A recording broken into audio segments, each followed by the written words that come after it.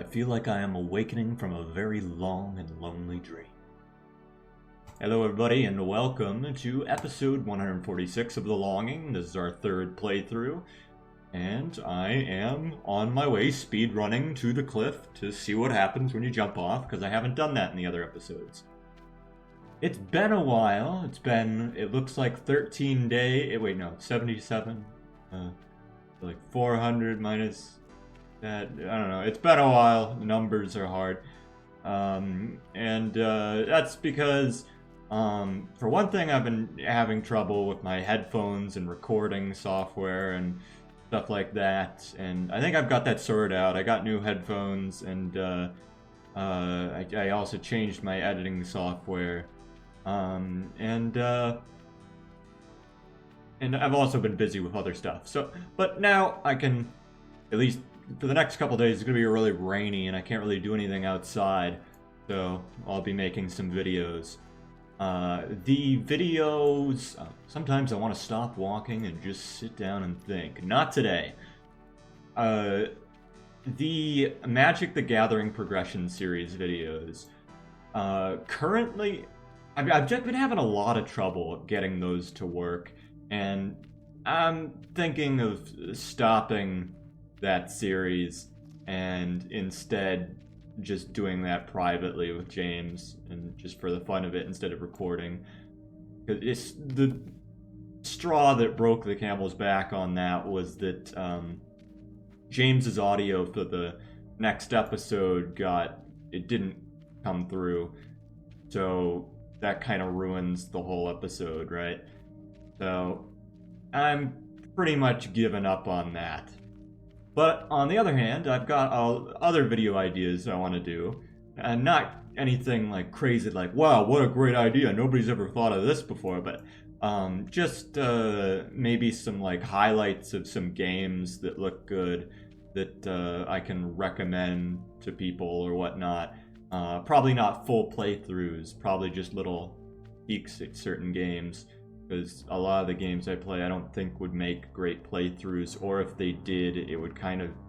There's some games that if you do them as playthroughs, it kind of ruins the experience for new people, which feels slightly immoral. Like, if I'm going to play a story game that is going to mean that like other people literally have no reason to buy that game if they just watch me play it, that doesn't feel right. So probably just like an episode or two to show off certain games. So look forward to that, probably. Yeah. In the last episode I talked about accelerationism and, you know, hopelessness at for one thing, like climate change, global warming, all that shit. And recently, though, I've been seeing a lot of videos about regenerative agriculture. And what that is basically this idea of like our current like mechanized agriculture that is like the mainstream in like first world countries is really bad for ecosystems and soil quality, and is very quickly depleting carbon content in the soil. And we can think of carbon content in the soil as very much like an analog for just soil life, because a lot of that carbon is like microbial life.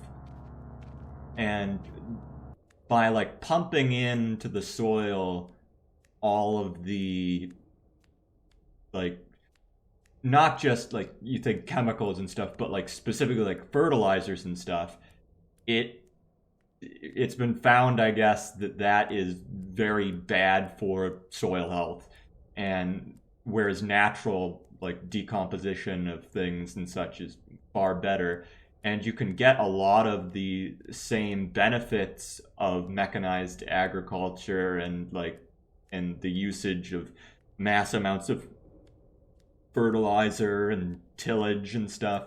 You can get a lot of that same value by just letting nature do its thing, keeping the ground covered with cover crops and not breaking up the ground by tilling it, because you just let plant roots break up the ground.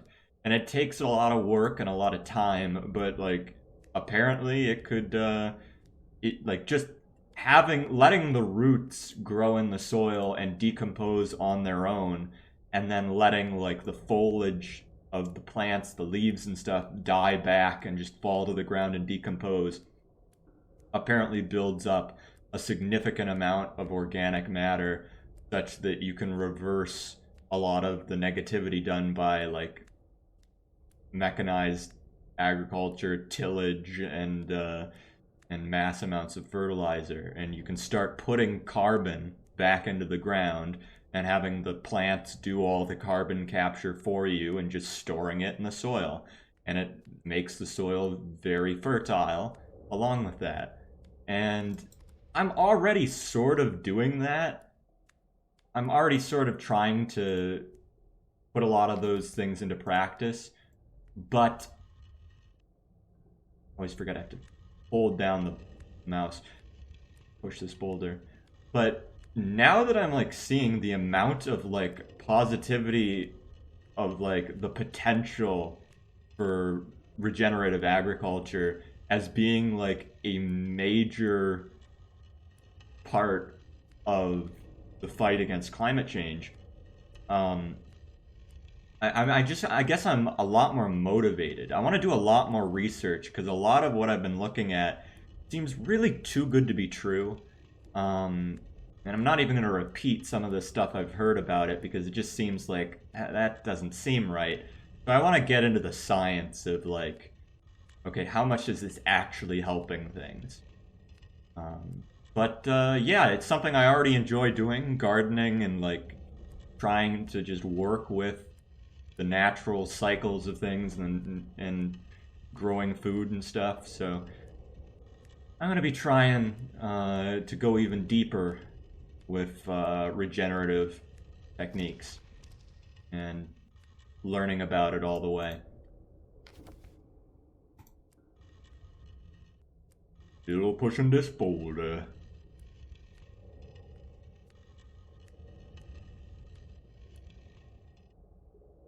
So yeah, that's like really strangely positive. I'm not used to having things to be hopeful about, but the idea of I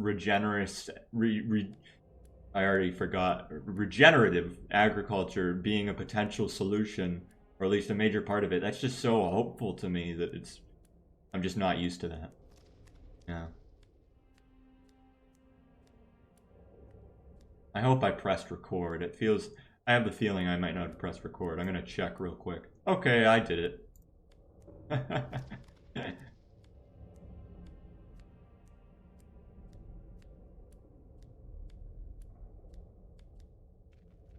You know, it feels like I could just end an episode here, and I feel like I might as well. It's only been like 8 minutes, but it feels like that's a fairly good just end an episode there kind of thing. Yeah, little update on things, and there you go. Let's pick up this blue rock, and then when we've done that, I'll see you guys in the next episode. Thank you for watching. Bye.